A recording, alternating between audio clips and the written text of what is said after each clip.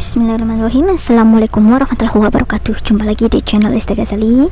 Selamat pagi, selamat siang, apa kabar semuanya? Semoga semuanya dalam keadaan sehat senantiasa dalam lindungan Allah Subhanahu wa taala.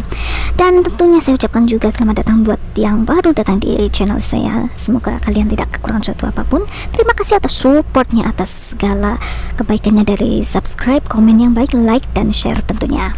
Seperti biasa di kesempatan kali ini saya akan membahas tentunya ya yang saat ini sedang booming dan menanti mainnet migrasi dan barter, yaitu P-Network. Kepada semuanya pioner pasti ya, saya yakin tidak sabar lagi menanti yang namanya barter di P-Chain Mall.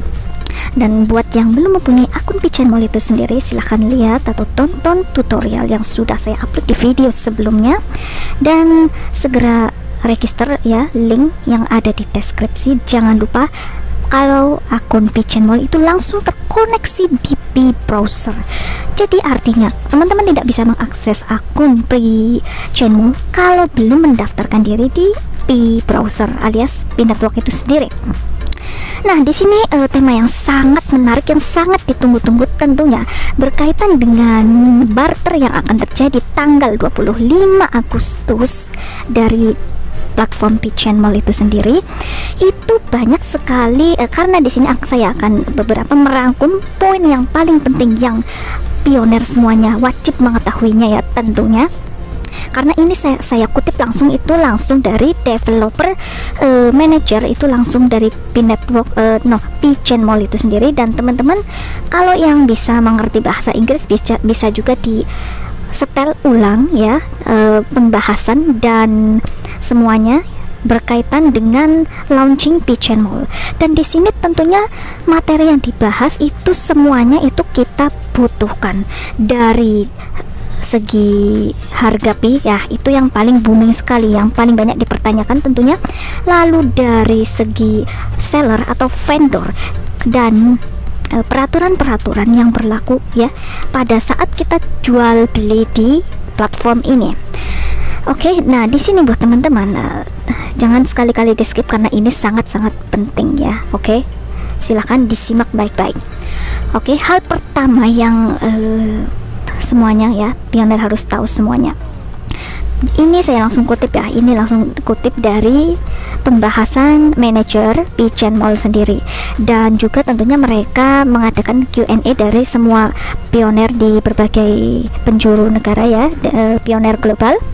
Nah, hampir mirip-mirip pertanyaannya, tentunya mirip seperti yang diajukan oleh semua pioner juga yang di Indonesia.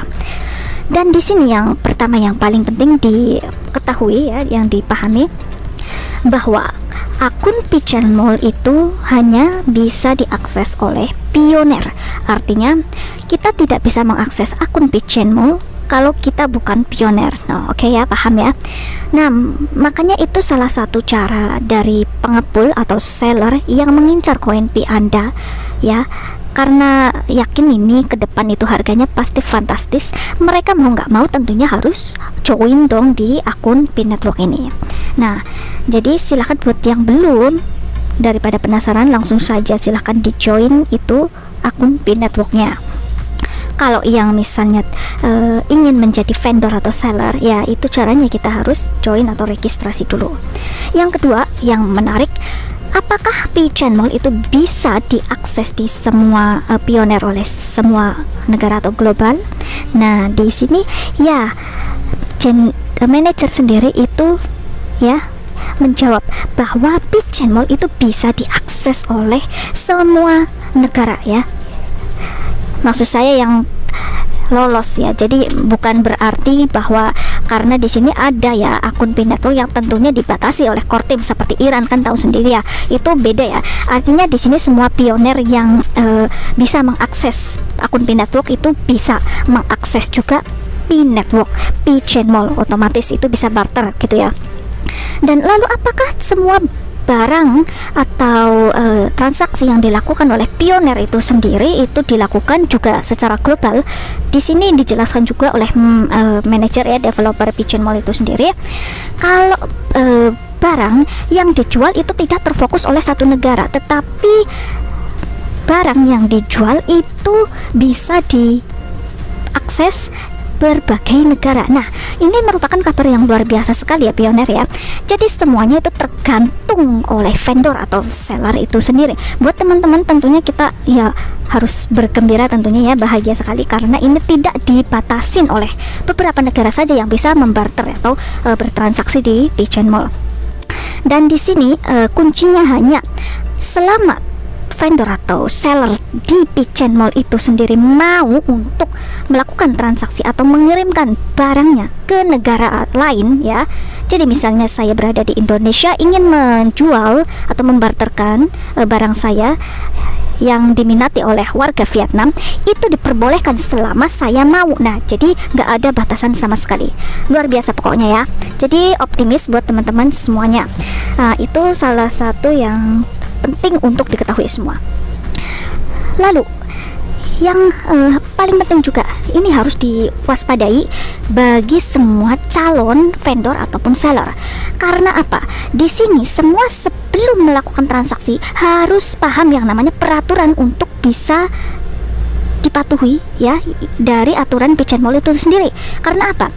Salah satu aturan bahwa barang apapun itu bisa dijual selama itu memenuhi kriteria yang ada di Pigeon Mall. Jadi semua calon-calon seller itu silahkan membaca aturan-aturan apa saja barang yang bisa diperdagangkan atau ditransaksikan di Pigeon Mall ya. Paham ya? Jadi itu tidak boleh kita melanggar. Nah, lalu yang kedua, kalau Pioneer sudah berhasil melakukan transaksi dan apabila itu barangnya itu tidak sesuai, Pioneer itu berhak untuk melaporkan secara langsung akun atau vendor itu tersendiri ke Pigeon Mall. Lalu apa yang akan dilakukan oleh Pigeon Mall itu sendiri nanti akan bisa berefek kalau vendor atau akun daripada vendor itu sendiri itu bisa di-ban atau di-frozen, sehingga vendor itu tidak bisa melakukan penjualan lagi.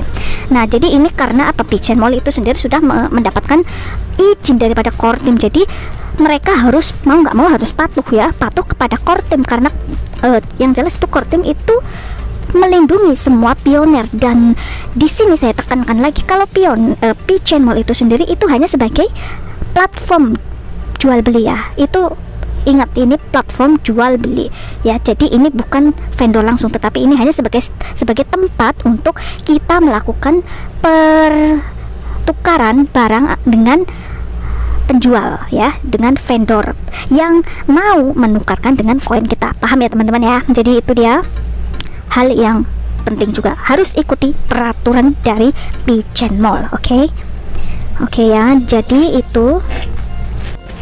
Dan yang mungkin yang terakhir ini yang paling dinanti-nantikan, yaitu berkaitan dengan price atau nilai daripada koin Pi. Oke, langsung saja di sini menegaskan developer atau Pigeon Mall itu sendiri tidak pernah bisa menentukan berapa Pi.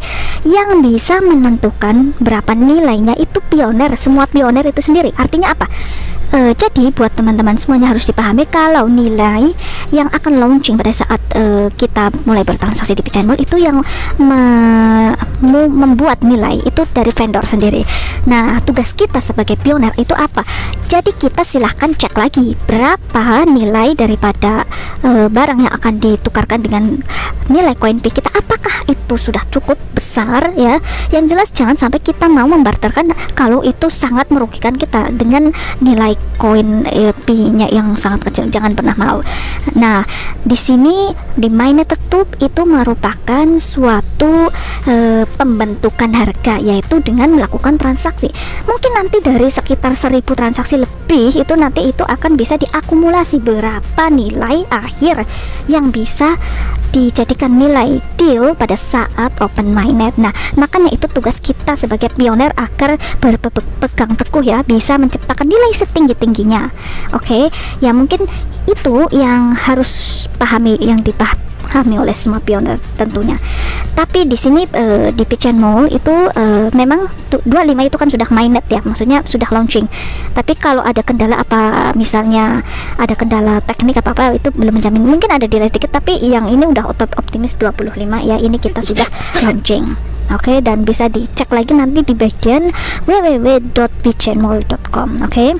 Nah, silakan buat yang belum paham langsung saja di komen, dan kurang lebihnya mohon maaf. Langsung saja yang belum, cek di link yang di deskripsi kalau ada yang ketahuan melakukan pelanggaran, langsung saja itu diklik link yang di deskripsi agar tidak merusak ekosistem kita sendiri. Oke. Wassalamualaikum warahmatullahi wabarakatuh. See you in the next video.